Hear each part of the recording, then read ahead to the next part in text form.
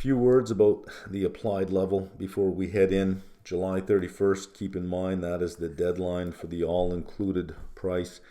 That is 24 days away. August 1st onwards, there are recurring fees for newer modules that will show up. August 25th will be the last day for new positions in the market outlook. That moves to the applied level in portfolio construction. For sector studies, next up is ocean shipping. I'm almost done this one. I'm still targeting this week. Three big sectors to ocean shipping. There's dry bulk, container shipping, and tankers. For dry bulk, I use Safe Bulk. I'm done this. Container shipping, I use Global Shipping Lease, GSL. I am done this. For tankers, I used Frontline. Really easy statements to go through. As I was going through them, I thought, wow, this is nice and simple. Straightforward. That is in progress. I'm almost done there. And then I'm thinking of adding these two, SFL and Clarkson's. SFL has all three. They have dry bulk, container shipping, and tankers, plus offshore drilling. I came across SFL early, and I sort of just put it aside, saying, well, I want pure plays in these, not just one that does all three. And as I was going through Frontline, I found out that they own 73,000 shares of SFL. So I thought, well, okay, maybe I will do SFL. And I wanted to do Clarkson's. They're not involved in any of the shipping. Lots of data, lots of research, and they are shipping brokers.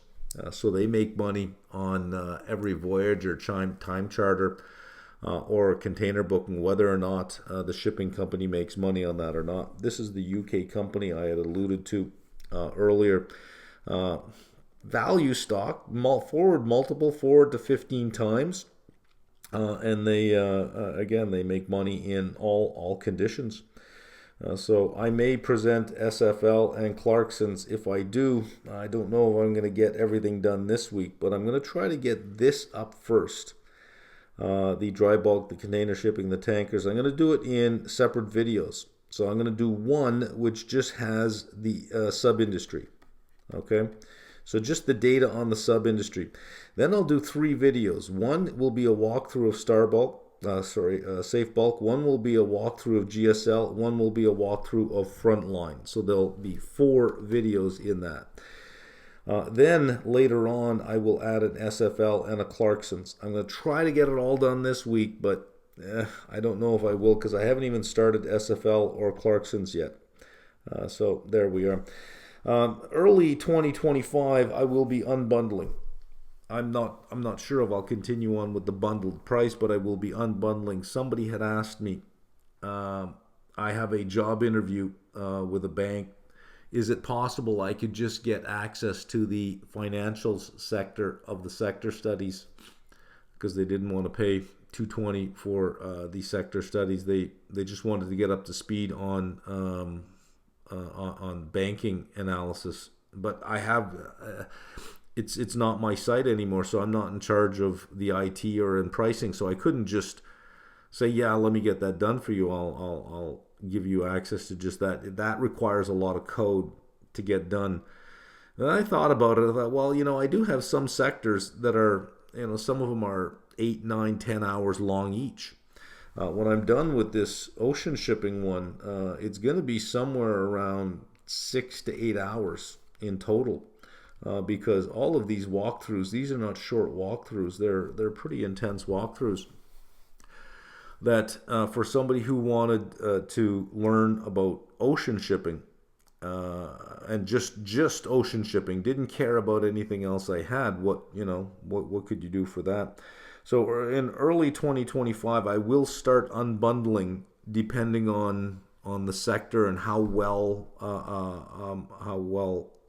populated the sector is in terms of content. So you can expect that early 2025. I don't know if I'll still continue on with the same bundled price, or if I will just simply unbundle everything at that time.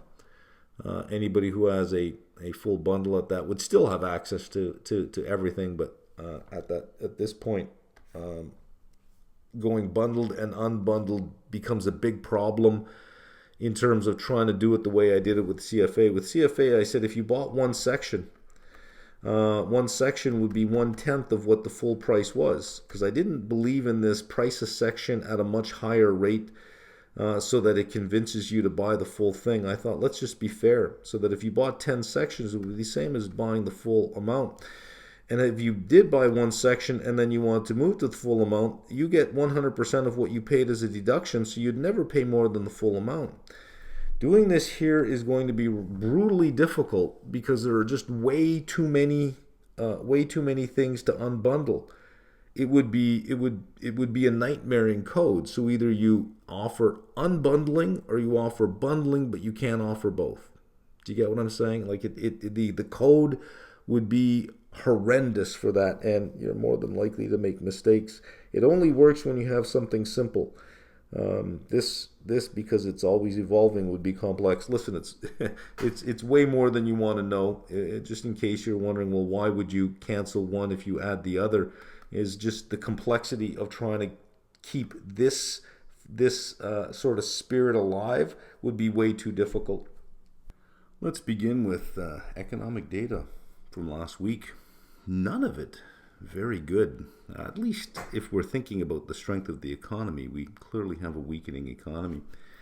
ISM manufacturing for June came out. Previous was 48.7, expecting some kind of recovery, a little bit to 49.1. Nope, 48.5.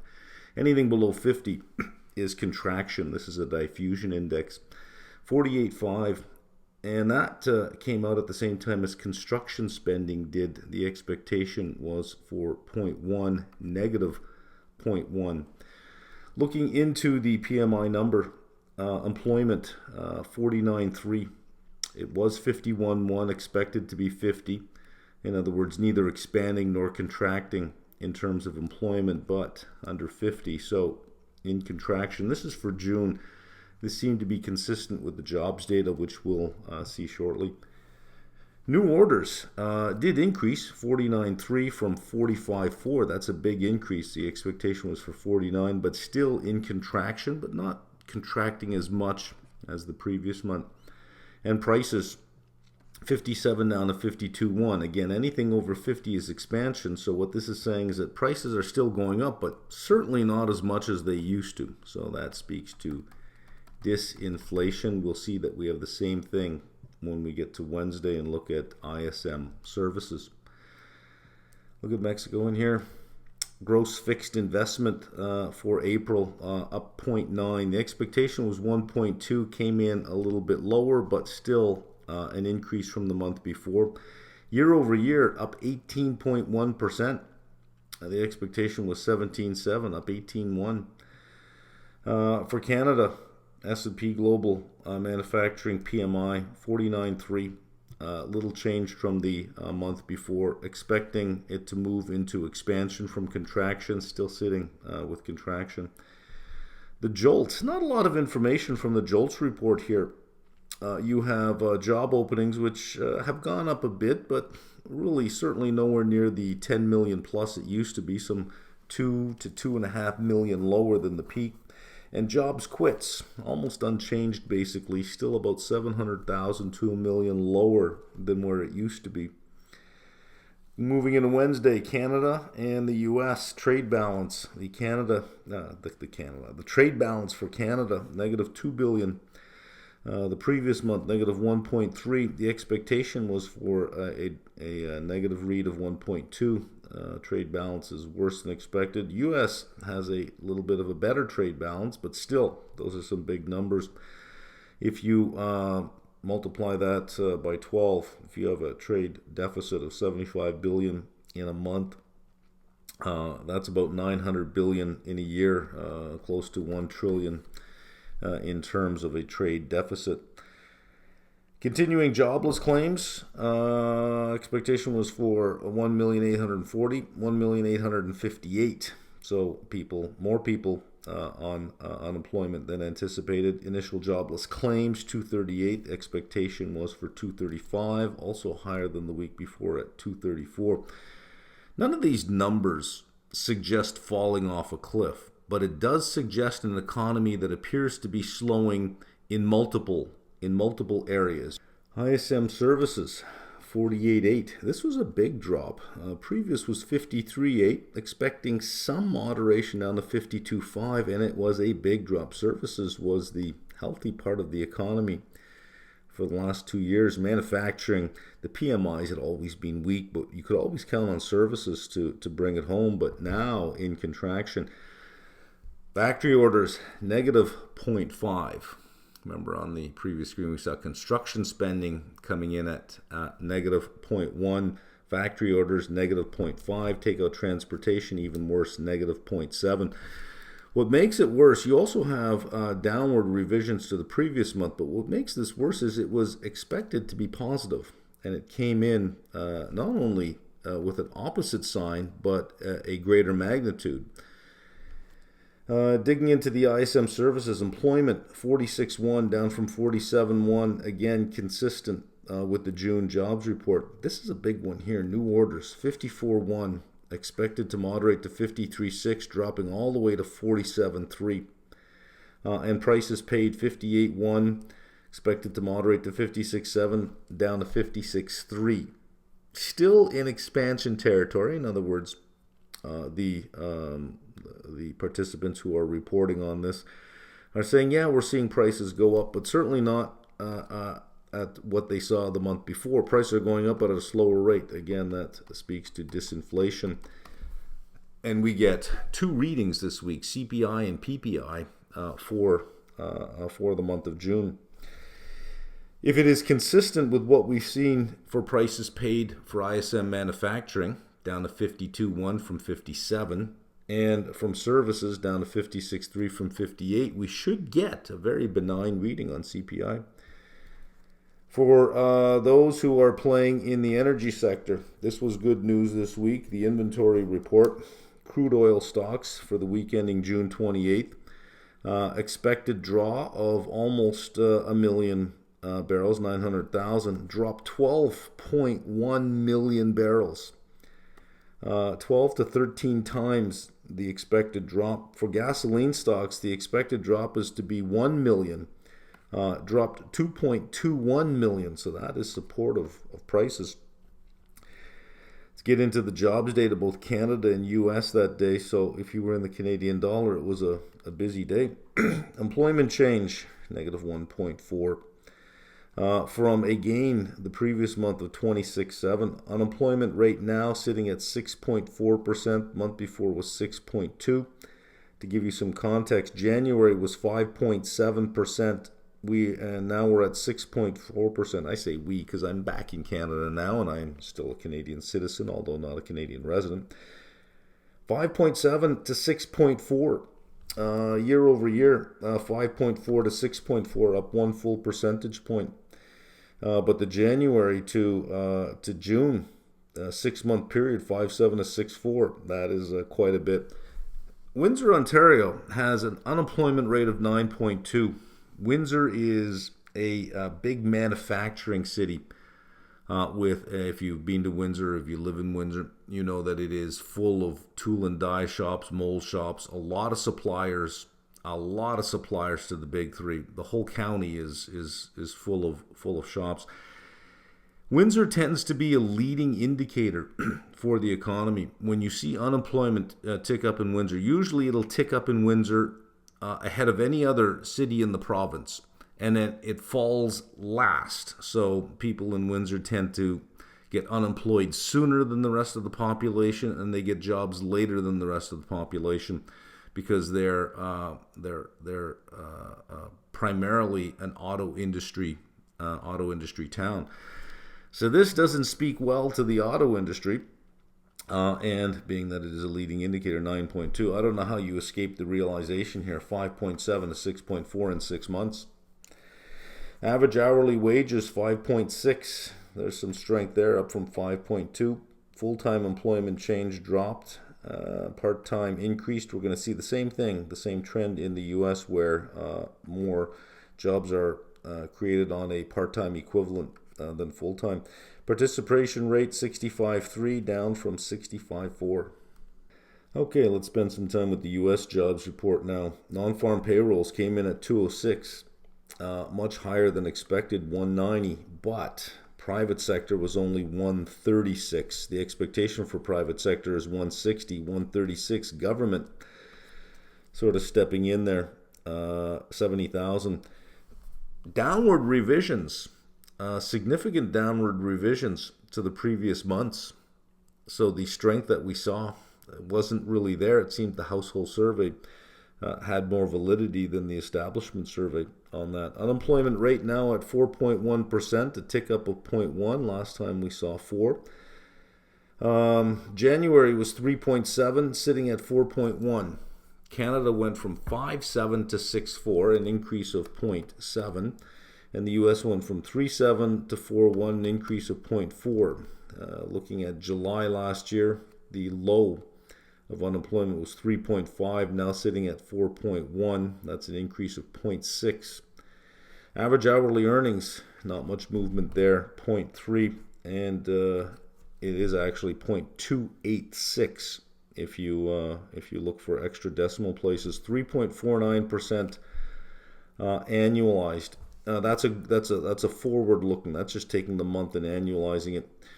On a trailing basis, up 3.9. It was 4.1 previously, now 3.9. The big wage gains are falling off, so the smaller wage gains are showing less year-over-year increase. About 3.5 is what the Fed says is consistent with 2% inflation, and we're at 4.1 down to 3.9. Average weekly hours unchanged.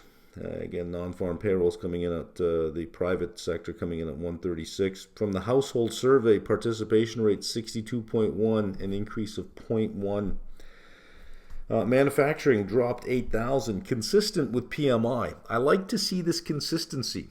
For a while, during most of last year, you'd have one report giving some numbers and then another report being inconsistent with that one. There was just so much inconsistent data, but I find that the data lately have been very consistent.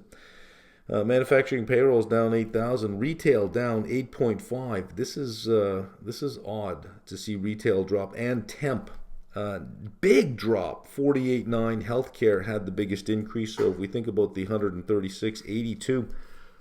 We're in healthcare, but there is a shortage in healthcare, so you're filling a big hole in there just to get back. And healthcare is rather insensitive to the business cycle, so we can't really look at that for any signal. So if you adjust for healthcare, you had 54,000 private jobs added in the non-healthcare private sector.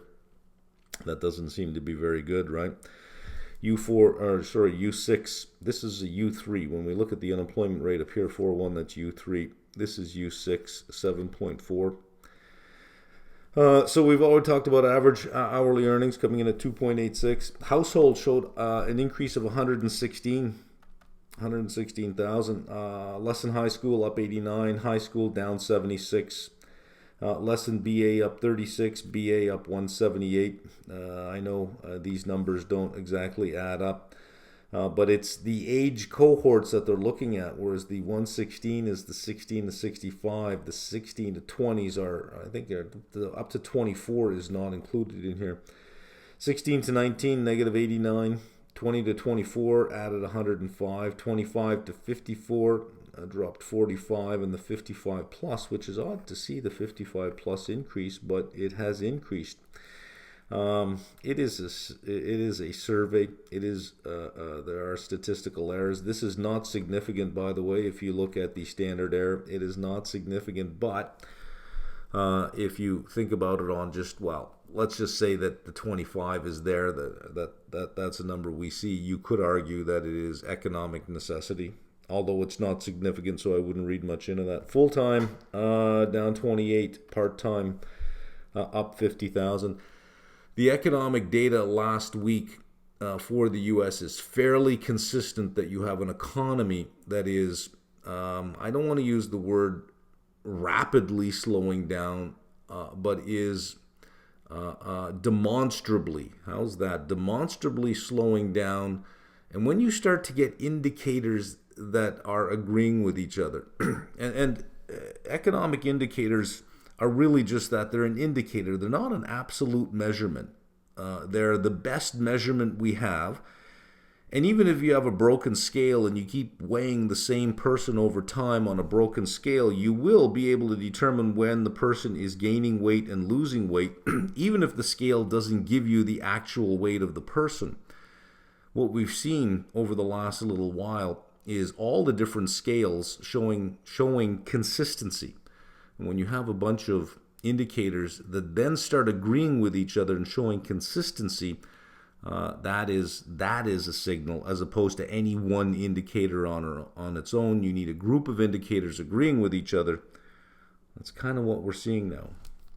So with that in context, I don't think it would be much of a stretch to say that the psychology of the market would be leaning towards more rate cuts than one.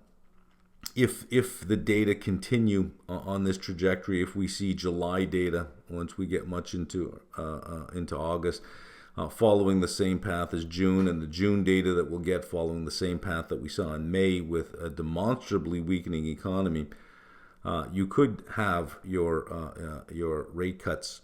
I don't know about July, depending on the data we see and what happens over the course of the month, but certainly September. So it shouldn't be a surprise. You see yields coming out of the long end of the curve. Money market rates rather well behaved.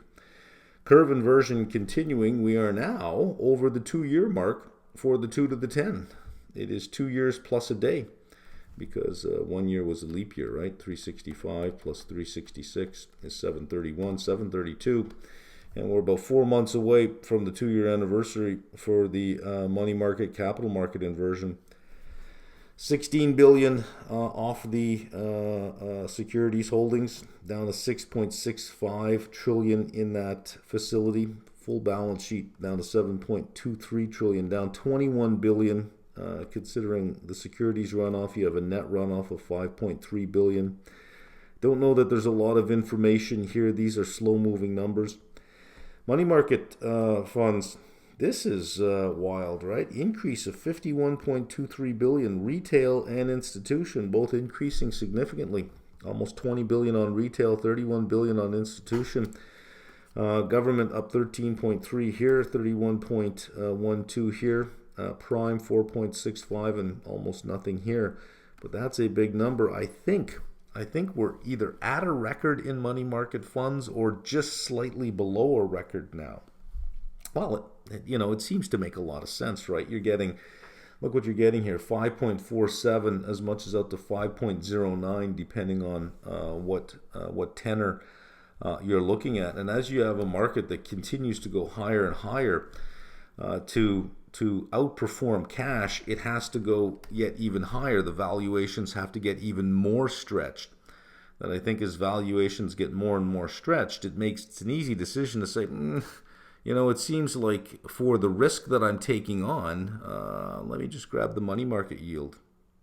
July 31st, FOMC, now 24 days away, 3.5 weeks. We have a big week this week in yield risk. US CPI in 3 days, US PPI in 4 days. Tuesday, Yellen testimony, Tuesday and Wednesday, Powell testimony of Congress and the Senate. In 2 days, you get Mexico CPI. They had their rate decision last week, kept it at 11%. Their CPI comes in 2 days. Tuesday, Bowman and Barr. Wednesday, Goolsbee. Thursday, Bostic. And for those that play the grains market, the WASD report is out in 5 days. So you have big risk here, US CPI. Once you have that, PPI the next day, and then earnings start. Well, earnings have already begun. Some companies have already reported, but really it kicks off with the financials. So you get the banks reporting later in the week. Probability for nothing happening increasing from 87 to 92. No expectation of anything in July. But this will be interesting to see now that we've seen the PMIs, the prices paid in PMIs, both coming down. It should flow through to CPI and PPI. For December, we can see rate cut hopes increasing here. Having one or no rate cut 40% is now only 23.5%. So more weight has gone to 2 or more rate cuts. Reverse repo, remember last week, the big jump we saw? Well, there it is. It's coming out. Negative 270. We're at 390 billion. The lowest was April 15th at 327. So July will probably get below this 327 if the trend that is in place continues. TGA basically unchanged. Reserves increased 53 billion, but on 3.3 trillion, it's kind of a rounding error. The big move here was in reserves and repos, reverse repos minus our target for ample. 1.21 trillion at 40 billion a month is 30 months, 2.5 years before they would think about stopping, or at least getting to the point where they assess, is this ample? Real rates have all pulled back. Look at this. It's almost as if they engineer it. 2%, 2%, 2%. I was thinking, okay, you got 2% there. Ah, it's too bad about these two guys, right? But 4 of a kind, that's a pretty good hand. 2% and small movements in break-even rates. For the Fed funds futures, Q2 is now dropped off. We're at Q3, negative 21, Q4, negative 32. So 53 basis points versus the median of the last SEP at 25 basis points lower. Q1 33.5, let's call it 1.5 cuts there. Total 86.5 basis points, 3 to 4 cuts over the next 3 quarters. I still think long January Fed funds futures make sense. Very little risk on the downside for that one. TLT had an okay week, up 0.85. SPY up 1.95. That is huge. Volatility, implied volatility dropping out. So we're seeing the $90 and $89 puts continue to work. TLT did print an 8 handle, 89 and change. Selling the 90 puts for either July or August paid quite well. So you know what it is? It's hard.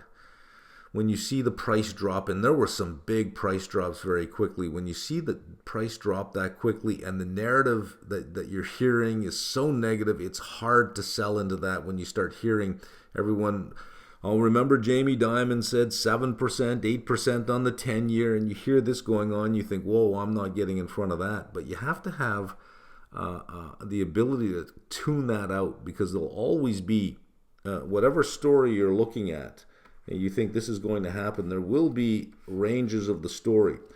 And when the story starts moving towards one, what news channels like to do is talk about the extremes. So we started moving downward, and it's like, well, remember these people were saying we could be going here, just because you see some rapid drops in price. But you have to sort of just put things in context and think, well, hang on a second here. You know, the Fed is going to be cutting this year. We see that. We have data, economic data that's clearly showing a slowdown. We do have disinflation going on, if not deflation in some categories. We saw the CPI report. We saw some negative numbers in there. Same with the PCE. So you have to have the faith to take that and put that at the forefront, as opposed to all the talking heads. The 80, 89 and 90 puts just continue to work. I still think until circumstances change, I still think that this is the way to go. Mortgage rates, 6.95, heading back up to 7%, up 9 basis points over the week. U.S. Treasury over the same period was up 7 basis points. So the spread increased by 2, still sitting at 259 basis points. Mortgage apps ending the week of June 28th down 2.6%.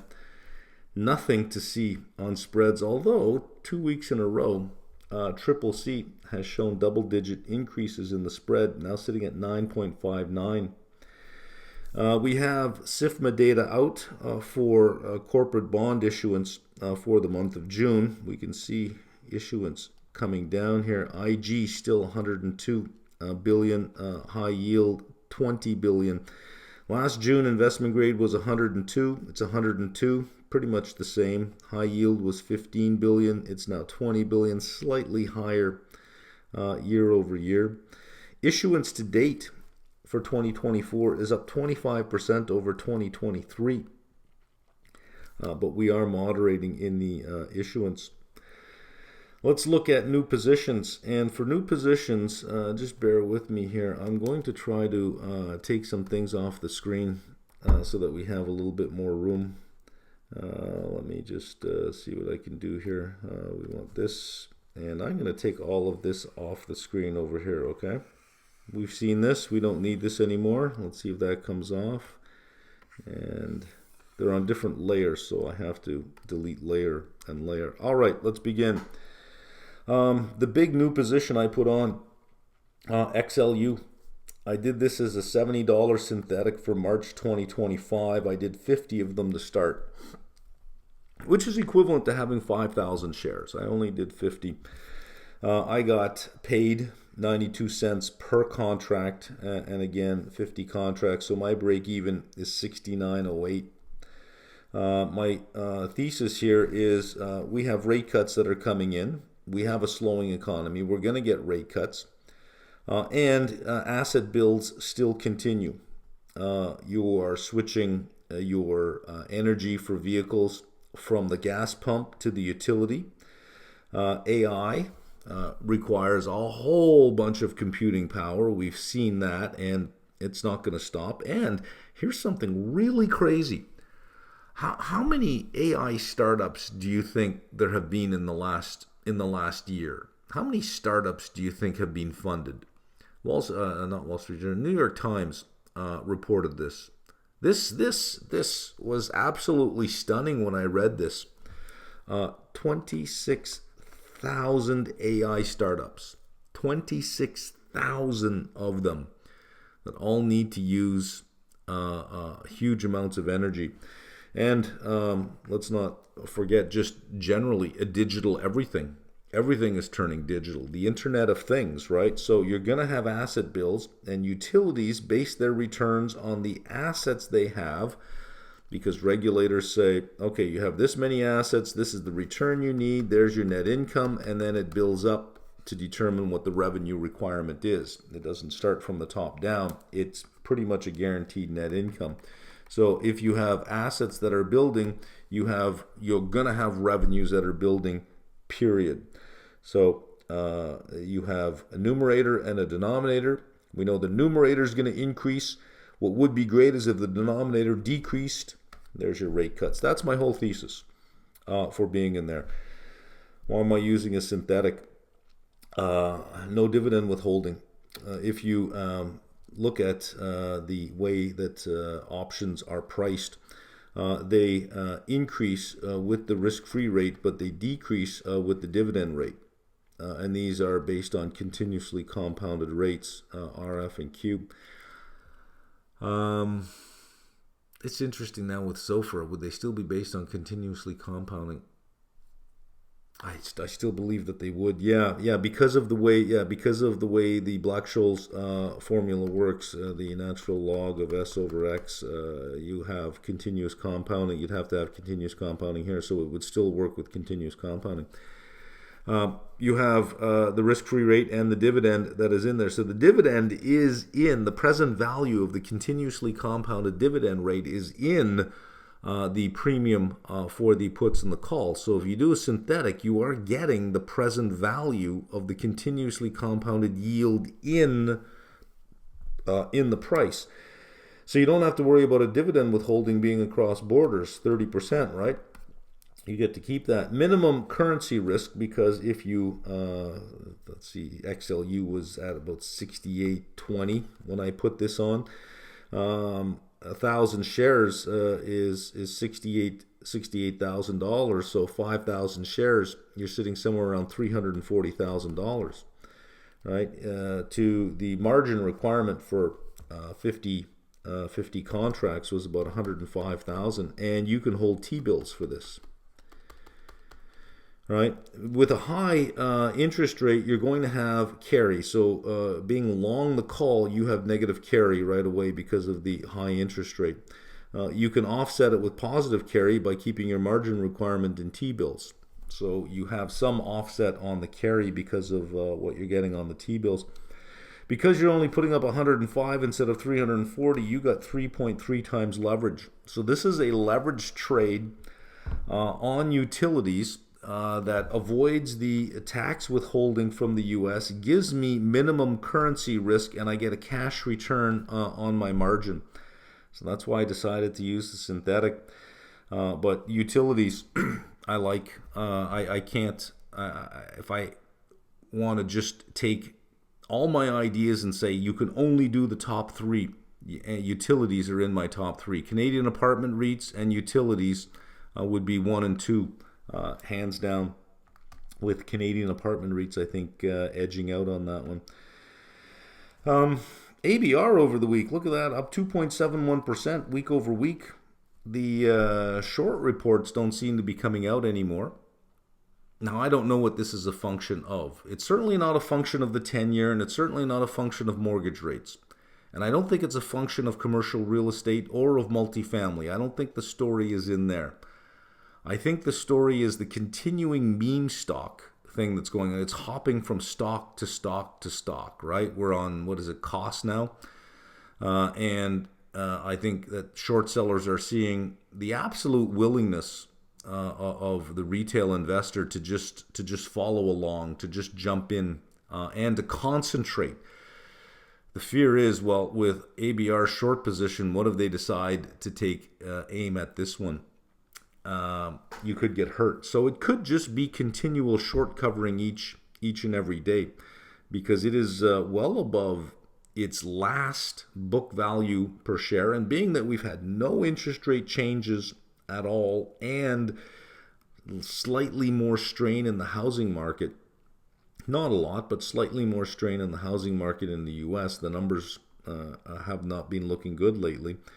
Not that they're falling off a cliff, they just haven't been expanding lately. There's nothing that has significantly changed that would suggest that its book value per share would be much greater than the low 13s, although I wouldn't short this thing. I don't know that this would be a real target for short covering, and if it was, I would be selling calls quite aggressively, because its balance sheet is financial. There is no AI story here. There is no big growth story that doesn't require a source of funding. And at 5.5% on the short rate, that story's not that enticing.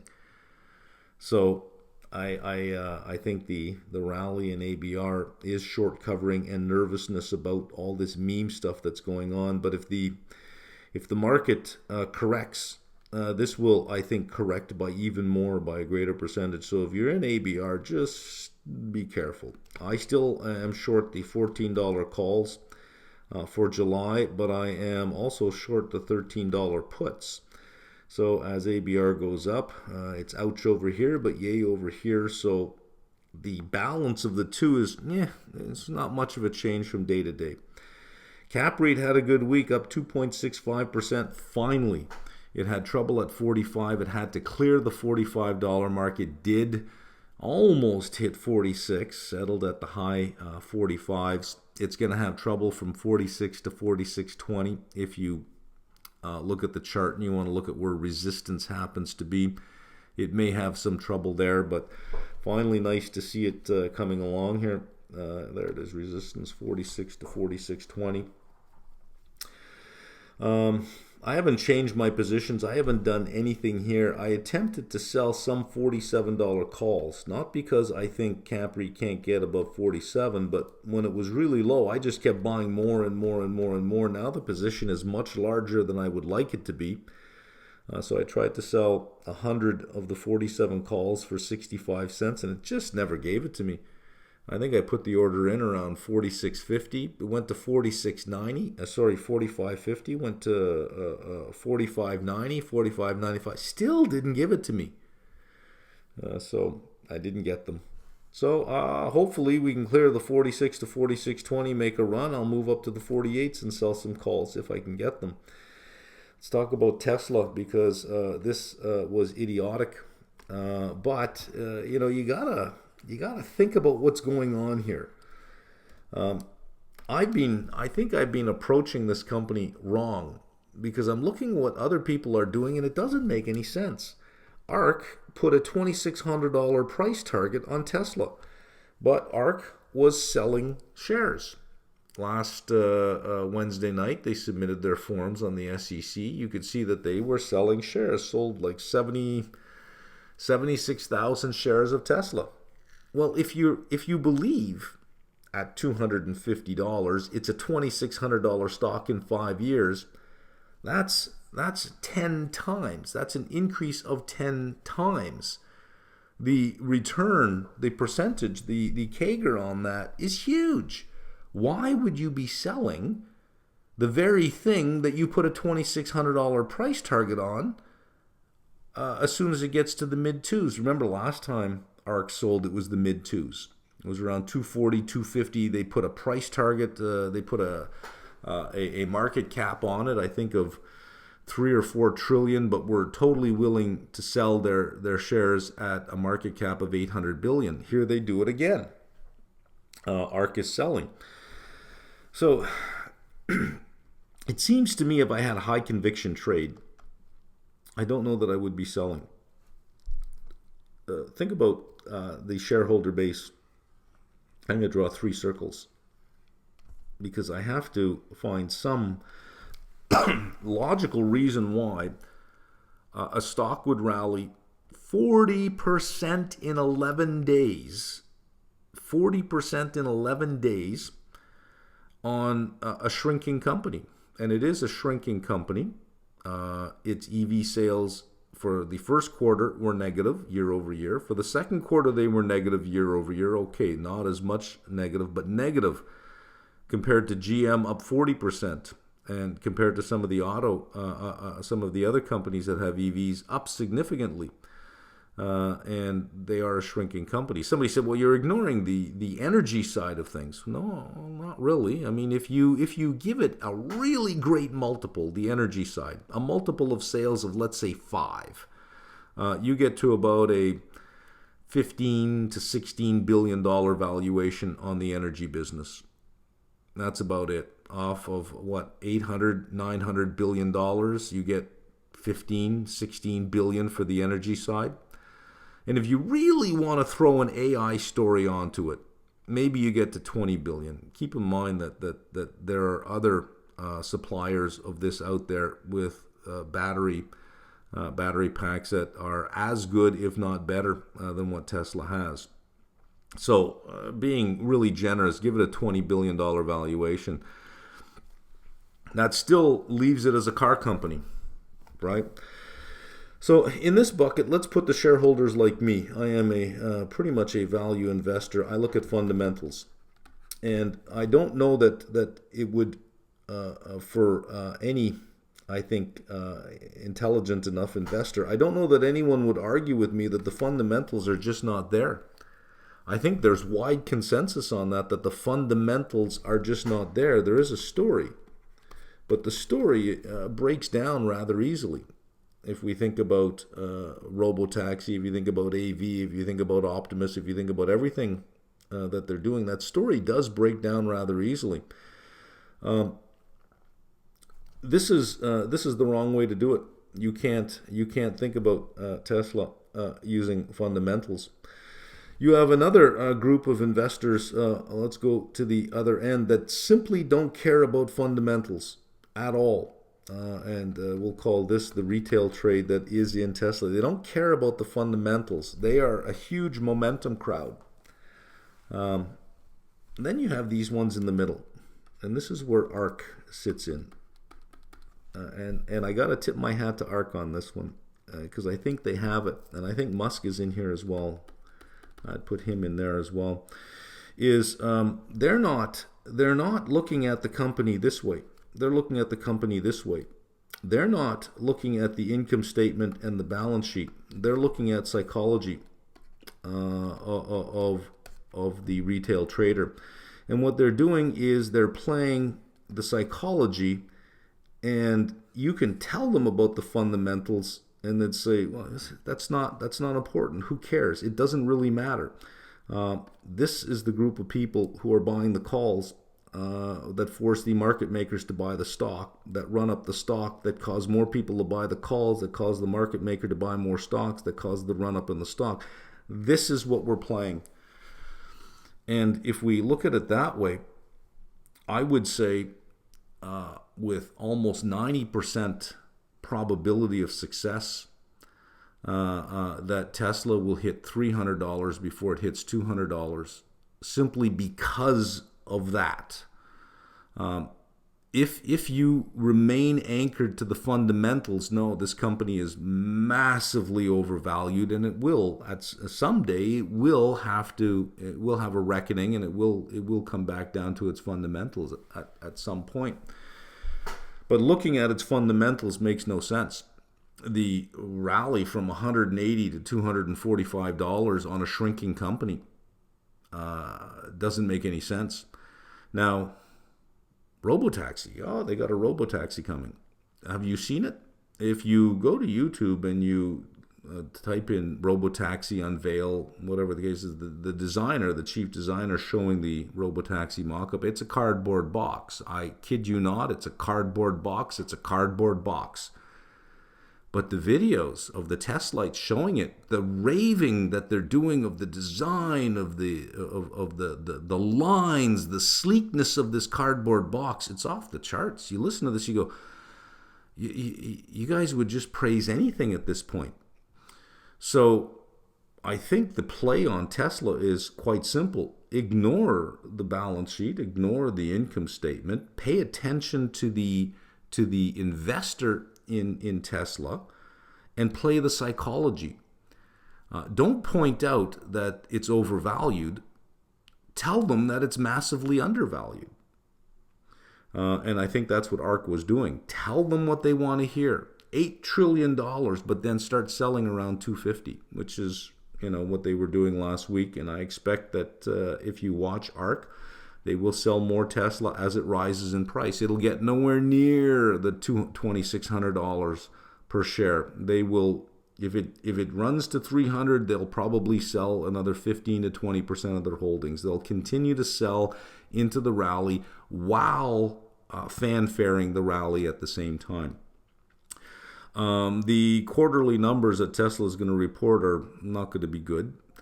We have this unveiling in August of the robotaxi. There's no robotaxi. What would make me interested in Tesla is something very simple. If they had a level 4 robotaxi in operation already, like Waymo does. Waymo's doing 50,000 paid rides a week. So if they had that in this city, and they had it in this city, and they had it in this city, there is a halo effect from the Tesla already being a level 4 robotaxi. Maybe they're doing 50,000 to 100,000 rides a week, and they're going to bring this technology to a consumer vehicle. I would say, well, that's hard to ignore. But that's not where they are. In fact, they have no level 4 at all. And as far as regulators are concerned, you have to submit an application to a regulator to be able to put a level 4 on the road without a driver. There is no application being submitted for that whatsoever. So I don't know how real any of this or how soon any of this. I've heard the event being described as more aspirational than anything, but it won't matter to this group of people. What you do, if you want to make a lot of money on Tesla, is you buy some calls, and I'm thinking of doing it, is buying the December 250 call. It's about $41. So at 41, you're spending $4,100 per call. I'm thinking of buying maybe 50 calls on this one. And if Tesla goes up, yay. If Tesla drops, it allows me to go and sell puts at a much lower price, because I think you can keep these guys in the game for quite some time. In doing this, in deciding to do this, let's be very clear about what I'm doing. I do not believe that this company fundamentally can support that price. I just believe that this group of people are sheep enough that they will eat up everything that they're told that's good about Tesla. I am playing the psychology of this group of people. I am not playing the fundamentals. In fact, I don't even think it matters if Tesla even reports, does quarterly reports anymore. They could stop reporting altogether, and I don't think it would change the sheer faithfulness of this group of people. So I think that's what's going on here, because it's hard to understand why you would put out an $8 trillion price target on this thing. You're riding this August 8th event. You're really riding the August 8th event. You're putting a price target on here, but then selling into it. Anyways, I closed my risk reversal that I had. I delta hedged first. If you look at the price, it had run up and then it dropped a little bit in the morning down to about 218 before it ran. I delta hedged first, and then it got to about 228. I closed by the end of the day. Still took a hit, but a much smaller hit than I would have. Still took a hit. By the end of the day, what happened, if you had closed early in the day, the implied volatility was super high. Because it was super high, it was cheaper to delta hedge. If implied volatility had remained low, the loss wouldn't have been that bad. I would have taken the loss. But what happened was you had a price run up, and you had implied volatility spike. So when you have that, it's costly to get out of options. Delta hedge. Don't worry about your put. Just delta hedge your call. Ignore the put. The put's good. The put's made money, or the put the put is pretty much worthless at that point. I shouldn't say it made money because I bought the put. The put's pretty much worthless at that point. So you could ignore the put and just delta hedge the call, because that's the thing that's going to hurt you. Delta hedge, so the share price went up at the same time implied volatility came back down. So the combination of the two worked out very well. Okay, let's move on to copper and gold. Let me just say one more thing about Tesla, because I'm just tired of talking about it at this point.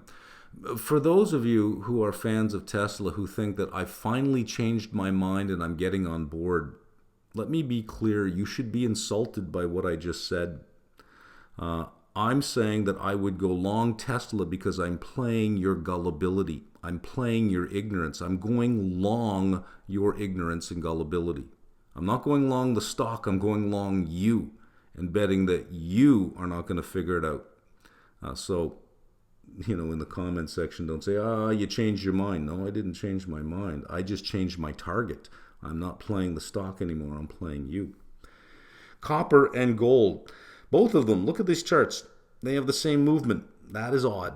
You see, I saw copper moving up strongly. I thought, wow, must be something with the inventories. Looked around, nothing. What I have here in this little white insert, if you can see it, you see this over here. This, let me see if I can get it to right. You see that big, huge run up over here. Those are copper stocks at the Shanghai warehouse. And this is February of 24. You could see just the sheer amount of copper stocks going on there. NYMEX stock sitting at 8,947 short tons. Shanghai 253,000. And this is from July 4th. So question mark, what's going on? Freeport, week over week, up 6%. The ETF CPER up 5.77%. COMEX up 6.52%. Gold had a huge run, sitting just under $2,400. Newmont up 6.3% week over week. What is going on? I'm going to show you what it is. It didn't take long after I looked at that. I said, it must be something with the US dollar. So there is. I'll try to overlay it as well as possible with the same dates. Let's see if I can get that to work out here. July 2nd. There, that's lined up pretty much as well as I can. Look at the slide in the US dollar. Look at the rise in gold prices. Slide this down. Look at the slide in the US dollar. Look at the rise in copper prices. Copper and gold is denominated, and almost all commodities are denominated in US dollars. So when the US dollar drops, the US dollar price of these commodities increases. Because you have a lower value dollar, I need more of your lower value dollars to buy this copper. So if you looked at copper in, let's say, another currency like the euro or Aussie, for example, I haven't, but if you did, I'm assuming you're not going to see these big moves. That in other currencies, chances are copper prices were pretty much flat. But when you have a dropping US dollar, this will happen. And because FCX and Newmont are US-based companies, the US dollar going up, all we care about is the nominal amount on their income statement. It will be nominal income. Well, we don't really care. It's more US dollars. What does it matter? So this was a function of a weakening US dollar. So do you expect the US dollar to continue to weaken? If you do, then these prices will continue to go up, and then it's not going to be about the level of inventories that are sitting around and the supply or demand imbalance. You could still have a well enough supplied market in the short term with copper prices going up if the US dollar still continues to drop. Starting to predict currencies is a tough game. Predicting fundamentals of companies is a little bit better, but when you have a system where the supply and demand are kind of in balance, nobody really has an advantage to do anything different at that point than continue doing what they're doing, but that the price of the commodity is subject to the change in the US dollar. That's hard to predict where that's going to go next. It's easier to predict how companies would respond because you can look at some mines and you could say, well, your all-in sustaining costs are this. Here is the price. If it drops to this, I know that certain mines will probably lower their production output. You can get to something, but currency related, I don't know. Is it just last week? Was that something that just happened last week, or is it something that we expect to continue? Currencies are notoriously difficult to forecast because they truly are a random walk. So at this point, it's where's this going to go? You tell me where the US dollar is going to go, and I'll give you some indication of where I think this might go. Okay, let's look at Bitcoin and MicroStrategy. Bitcoin did not have a good week. It's being blamed on a liquidation event from Mt. Gox. Let's tie it to MicroStrategy. Quarter end will be June 30th, which would put the price of Bitcoin somewhere around 62.5. Their previous quarter end, March 31st, the price of Bitcoin was closer to almost 70,000. So they are going to show an impairment loss. They do record digital assets on the balance sheet at fair value, so there will be an impairment loss on the income statement. Whether or not they will talk about subsequent events, because usually if there's significant events after the fact, you do talk about it. This would not be positive at all as far as a subsequent event, but being that MicroStrategy has a demonstrated willingness to mislead the investor, I doubt that they would bring this up at all. If we look at their investor presentation, they would have the investor believe that their payoff profile looks like this, that there's convexity. This is the price of Bitcoin. That as the price of Bitcoin goes higher, you don't just have a 45-degree angle, a 1-for-1 that you would get with, let's say, a Bitcoin ETF, but that there is some convexity in here. That's the presentation that they provide. I showed you the screen in previous market outlooks. I showed you the screen they provide, and right at the bottom we have an asterisk with an assumption, assuming the convertible shares do not convert, but they would convert. That's the point. They would convert. The convertible shares have a call option, and this is a payoff profile for a call option that after some price, the bond is worth more being converted into shares than it is being a bond, which means you would have more shares. That if they all converted to shares, you would have 100% equity position. You would have a payoff that looks like this. And that is what would happen with conversion. As the first one converts, it dilutes all the others that have an anti-dilution clause in there, which means their conversion price would drop, their conversion ratio would increase, thereby taking away all that convexity that actually exists. If the bondholder is long the call, the shareholder is short the call, it has this sort of payoff profile. We have roughly about a 50-50 debt equity ratio. So if you look at this convex profile with what a linear payoff would be, and you subtract the value of the short call as the price of Bitcoin goes up, the shareholder loses this. You bring this line back down to this line so that your payoff to the upside, it's got a 45-degree angle. Let's look at your payoff to the downside. If the price of Bitcoin goes down, you still got to pay that $1,000. Now you've got to sell Bitcoin to pay the $1,000, but you got to sell more Bitcoin than the debt originally bought, so that your payoff to the downside looks more like this, because the payoff for a put looks like that. So your payoff, you got to add this to this. Your payoff to the downside looks like this. So on the downside, you lose almost twice as fast. On the upside, you only make dollar for dollar. Compare that with an ETF that would look like this. Now I can point that out to any MicroStrategy shareholder. I can sit them down and explain everything and show them the numbers. I don't think it would matter. The facts don't really matter on this one. I think that you can continue to put out misleading presentations. You can ignore subsequent events, and I don't think the shareholder would ask too many questions. It has the same sort of following, because it is illogical. From a rational perspective, it is illogical, considering the structure of their capital structure, considering that the shareholder is short the call. It is irrational to think that there is any leverage in here that justifies this price. But if you obfuscate, if you mislead, not blatantly lie, but mislead, show a presentation, but at the bottom say, hey, assuming nothing happens, but it would happen, right? So I think this is going to be interesting for MicroStrategy. Is you are, as of June 30th, faced with an impairment loss because the price is lower than March 30th. I'm interested to see what kind of chart they show on their investor presentation and how they gloss over this. I will be going through that. So when they do report earnings and they have their investor presentation, we'll go through it and we'll see how, I'm going to use the word for this company, how greasy they are in terms of how much they're willing to pull the wool over the eyes of the shareholder.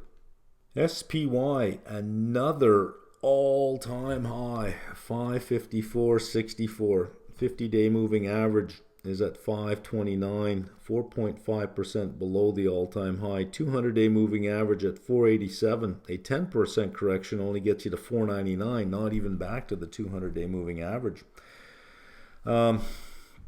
This is just incredible. The direction of the market doesn't matter what the news is. This market only seems to go higher. It's quite odd. Forward 4-quarter operating earnings 261.39. We do have a bump up now because one quarter falls off, and if you have 4 quarters and then you get into earnings season, this falls off and this one pops on.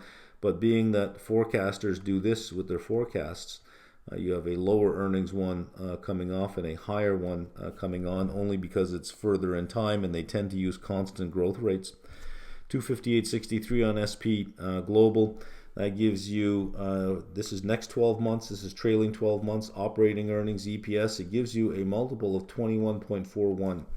When we hear what the S&P is trading at on a forward basis, this is the most often quoted one, the next 12 months of operating earnings. 21.5 times forward operating earnings.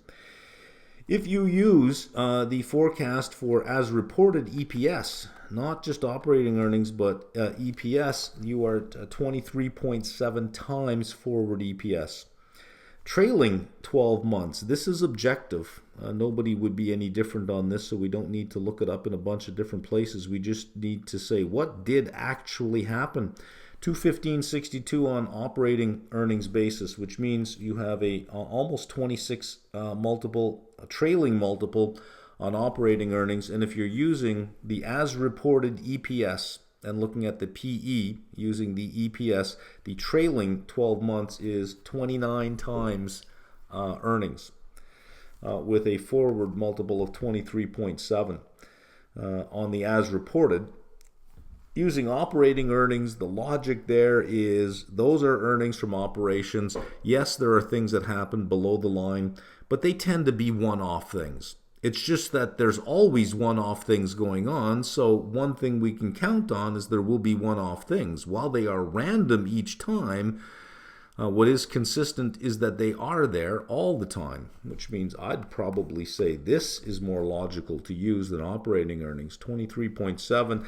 You can't argue that it is a richly valued marketplace with implied volatility creeping up a bit, but doesn't really seem to care. It's hard to get on board a market with a multiple this high, but it just seems to only know one direction, up.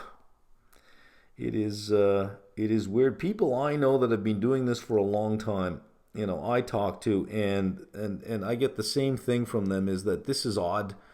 Like, this is just odd. And whenever something is odd, it's not a new normal. It's simply just odd.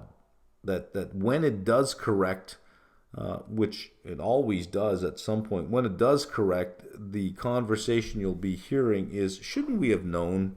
I mean, all the signs were there. Shouldn't we have known? It just doesn't seem that there's anything that can take this market down at this point in time. It just doesn't seem like there's anything that can take it down. It is pretty impressive. 554, 64 on the closing.